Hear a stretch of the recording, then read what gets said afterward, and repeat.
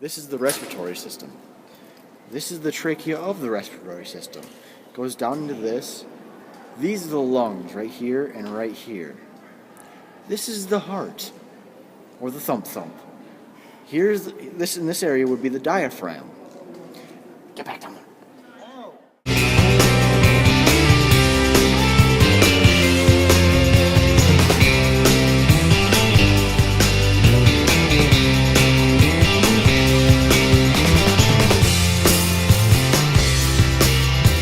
Today we're talking about the nose, or your nasal cavity, and this area is your nose. You may not have known.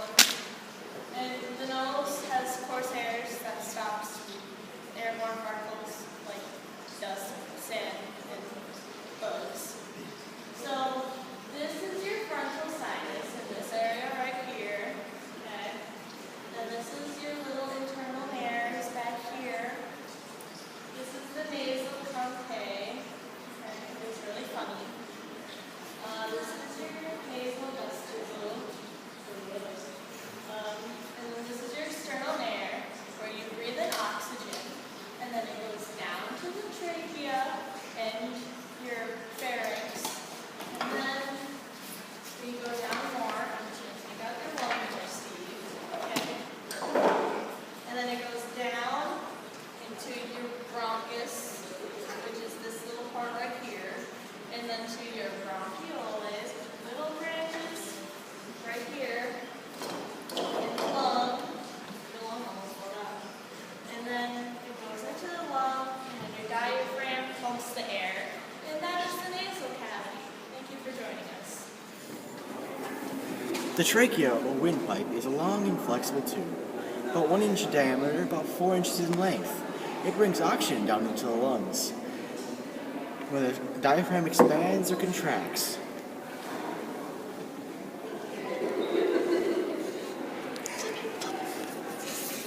Ignore this. This is a lung. Each lung has distinct lobes separated by deep fissures. The right lung has 3 lobes, while the left lung has 2. Each lung contains approximately, give or take, a few 150 million, even though that's not a few. The amount gives the lung an oval and spongy appearance. Anything with a dead body. Stop.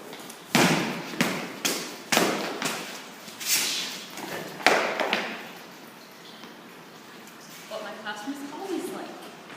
Now today we will talk about pneumonia, but first I'd like to introduce our special guest. This is Billy Bob, who will be joining us for this video. Now on to pneumonia. Pneumonia develops from a pathogenic infection of the lobes in the lung. Now the lobes are located right in here, in your lung. Pneumonia causes inflammation in the lungs and results in fluid leakage into the alveoli. The alveoli are little grape-like structures in your lung. It can be very painful. Pneumonia can cause swelling and destruction of the respiratory bronchioles. Pneumonia is common in both infants and the elderly. Today we're talking about the trachea blockage. And the trachea blockage is when a foreign object is stuck in your larynx or your voice box or in your throat. So let's say Steve here was choking on something. If he's able to make noise and still breathe in a way, then don't take any medical precautions because it could be easily coughed up. But if he's not making any noise and he's like completely muted and he can't make anything, then you should probably do a move called the Heimlich maneuver. Now the Heimlich maneuver is performed by placing your hands here and then thrusting upwards. And that should easily bring out the object that way. In any way, shape, or form, do not try and do it up here because you can easily break something in you.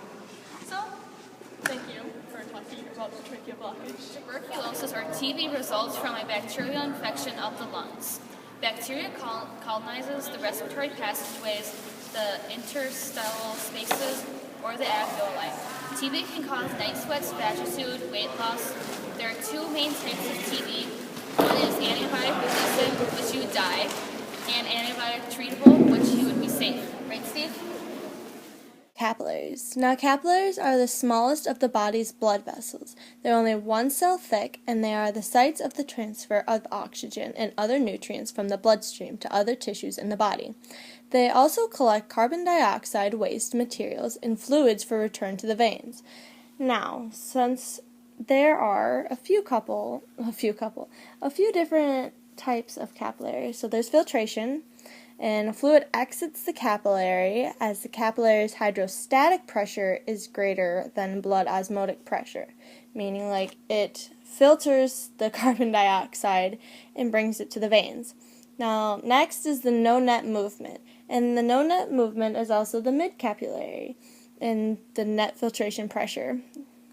So no-net fluid movement as capillary hydrostatic pressure is equal to blood osmotic pressure.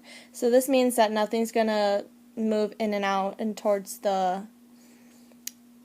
your veins. And lastly, we have reabsorption, or the venous end. Fluid re-enters capillary as the capillary's hydrostatic pressure is less than blood osmotic pressure, meaning that it will reabsorb all the carbon dioxide that it had just put out or that it still had in it. So then it'll move on to somewhere else in your body and just keep moving. Bronchi are these two tubes that extend from the trachea into the lungs. From there, they branch into three to four groups, and from there they grow like a tree outward into the bronchioli. The bronchioli are any of the many small branches into which a bronchus divides into. They transport oxygen throughout the whole body so that you yourself can breathe and you don't die. Man, wouldn't it suck if I had bronchitis? Hey, Taylor, I got me some bronchitis. Nobody's got time for that. Bronchitis is swelling and inflammation of the bronchial tubes, which bring oxygen to and from the lungs. Symptoms are coughing, chest tightness, and fatigue. So treatments are, if you quit smoking, will help tremendously. Lozenges. Sometimes doctors will have you take steroids to reduce inflammation. That's about all you can do for bronchitis. For this man, he's probably already dead. We don't care about him anymore. In memory of Brett Luffingberg.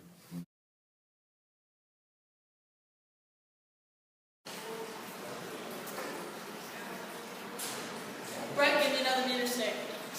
Bringing air to every part of the lung. Bronchi. Typically do a maneuver called the Heimlich maneuver. And the Heimlich maneuver is basically performed by sticking your hands like right. What are you two doing? Oh, I hate it. You would. We're recording. You don't use words like that. Not If I had bronchitis. Hey, Taylor, I got me some bronchitis. Nobody's got time for that.